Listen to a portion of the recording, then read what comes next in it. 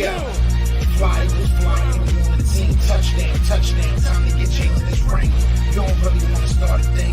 This a bird game nation, baby. It's a Philly thing. Hater, and you looking like you type trash. I'm just here calling on Philly the podcast. And we can call a man dog or watch Miles score off the handoff. Rest of the division, your man saw Jackson like Sean, hunting like Randolph. Season here, early time to do them in. Your boy Philly Fresco. Thanks for tuning in. What is going on, you guys? It's your boy Joe Castro, aka Philly Fresco, joined as always by my guy Brandon, and it is Philly the podcast, man. So today we have a very, very special guest, as you guys can tell. We have one of the newest Philadelphia Eagles, Ryan Kerrigan. Ryan, how's it going, man? Thanks for joining the show. Hey, thanks for having me on. Appreciate it. Definitely. So we'll hop right into it. I know it's probably been hectic, the past week that you're coming over here and everything. So I just kind of want to, talk about settling in and everything like that. What's your first impression of, the city, your new teammates, and just the staff? It's been really positive so far. I mean, from my visit to these first couple of days here at NovaCare, everyone's just been really welcoming, really, really kind, and really positive. And that vibe has been infectious. So I'm really excited to get going with things because it's been good so far. That's awesome. Okay. And, we might as well get this out of the way in the beginning. You're coming from a division rival. And not only that, you're coming to a team with a rookie head coach, with a quarterback that got like 4 starts last year. So he's still kind of like in that rookie phase. What motivated you to come to the Eagles? My visit with them it felt right from the start, which is kind of odd to say given that I played 10 years in Washington, but from Coach Sirianni to Coach Gannon to the staff within the building, everyone just made it known that I was wanted there, that I could be a factor in this team, and they have a good plan for not only myself but for the team going forward, and so that was something I wanted to be a part of. Yeah, well, I know for my own health, I'm glad that you're on this side for now. So we'll definitely take you over here. Now, I know a lot of people have been asking you the X's and O's of everything, but I kind of want to get to know you a little bit. So what is it that you like to do? Like we have, Fletcher Cox who likes to go out there and hunt. We got some of the younger guys who like to go play basketball. What is it that Ryan likes to do? I'd say of my off the field things would probably be golf, which I don't really do too much of anymore. I got two little girls now running around, so I gotta look after them most of my free time. But I used to golf a lot, so not that I was any good, or that not that you could really tell that I golfed much by how much often I played. But that would be one thing I like to do. Definitely. Now, you're also kind of coming to a very unique situation. You know what I'm saying? You not only just have some little ones at home, you kind of got some youngins on that defensive line too. So I know it's not something that's new to you. I know Washington, I felt like brought in a great defensive lineman every other day. So is that something you're looking forward to, getting a new group of rookies and young guys to kind of take under your wing? Absolutely. I mean, I was talking to Sweat and Derek Barnett today, and just talking ball with them. And it's really cool because having been around the game for 10 years and going on year 11, I feel like I got a lot to offer from the mental side of things in terms of, what I see and the opponent, what I do to, take care of myself each day. And I like to impart that wisdom on the other guys. And I like to do that. I did that a lot in Washington. Like you said, we had a lot of young guys there, and I like to, to kind of help them along as well. So I'm definitely looking forward to that because I feel like I got a lot of good stuff to share. Definitely. And just kind of keep going on that. You talk about like sharing the wisdom. You were a full-time starter at one point and had to transition into that phase of sharing wisdom and kind of being a rotational guy too. Was that easy for you? Because I know a lot of guys are just competitive, especially at the level that you're at. Was it kind of like, what was going through your mind when you had to transition to that phase of your career? It was tough at the start because you're used to playing 90-some percent of the snaps, and then you go to about 35 or so, and so it's a tough adjustment. But I eventually kind of settled into the role and was able to still make plays when I got in there, and also kind of used it as a positive that I for the reps I was going to be out there, that I was going to make plays and feel good doing it. Definitely. And so I have a quick question. When it comes to division rivals, I know Washington and the Giants, they're the Eagles' division rivals, but when it's Dallas week in Philly, something just hits different. Coming from Washington, was it kind of the same? Was Dallas your biggest rival, or was it someone else like Philly or the Giants that when that week came, it just felt different than any other week? I'd say it was the same. It was, Dallas was definitely the one that I know that the fans got most up for in Washington. I mean, don't get me wrong, the fans there didn't like Philly and didn't like New York much either, but Dallas week was definitely the one that fans in Washington circled. So I'm glad to know that I'm in good company still now, that knowing that that Dallas is the team to circle. Oh yeah, definitely. If you give us a good outing against Dallas, we'll love you forever, man. I promise.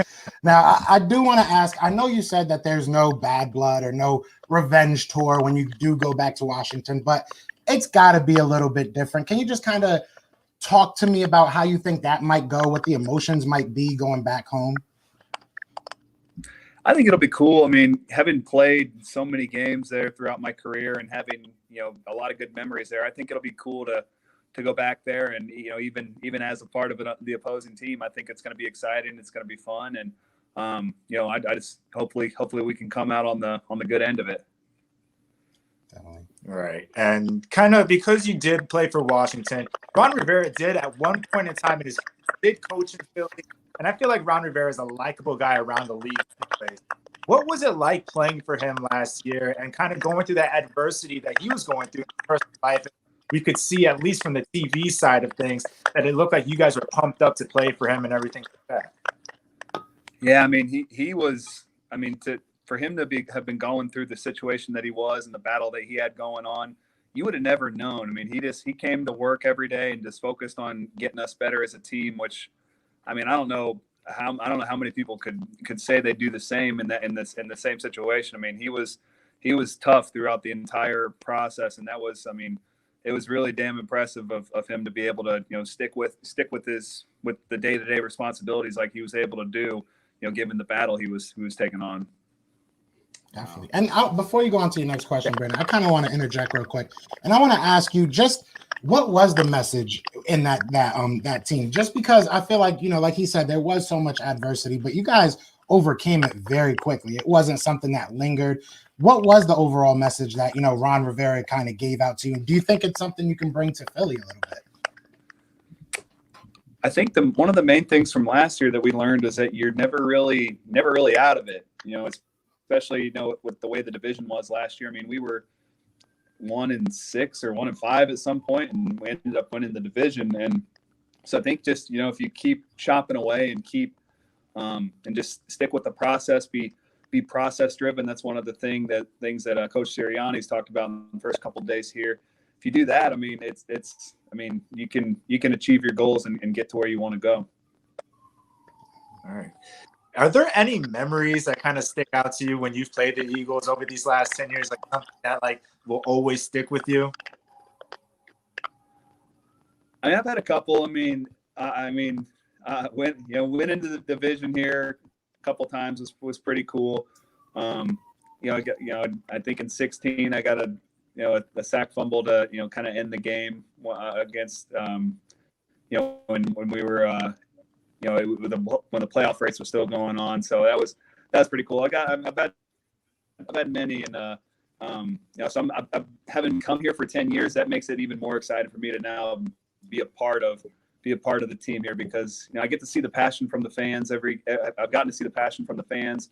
Unfortunately, I've been on the wrong side of it, so I get a lot of the middle fingers and the FUs when I'm coming into the stadium. But now, hopefully, I'll be getting the cheers and the applause now.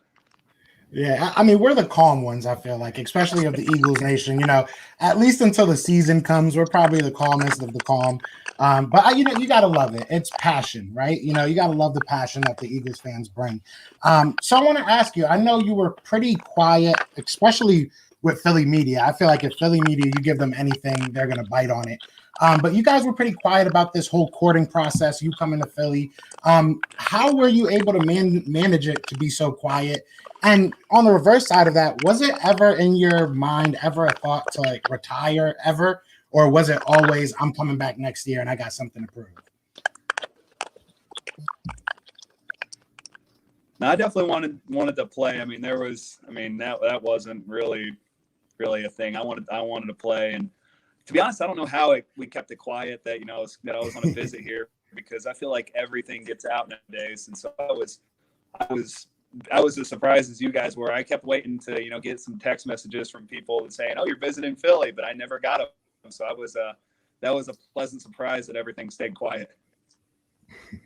Yeah. Yeah, it's you'll learn from Philly media. It's great. And I'm like Joe said, surprised I even stayed quiet. But just looking back at your career, you've been pretty consistent throughout your whole career, no matter where you were, if you were the main starter or rotational piece. In 2014, looked like to be your best statistical year. What was kind of going on in 2014 that really kind of had you driven to like go all out like that?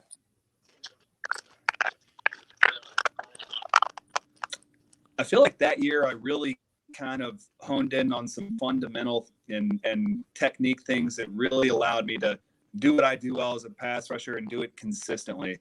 The first couple of years in the league, I had, I would get in a bad habit of taking a bad path to the quarterback.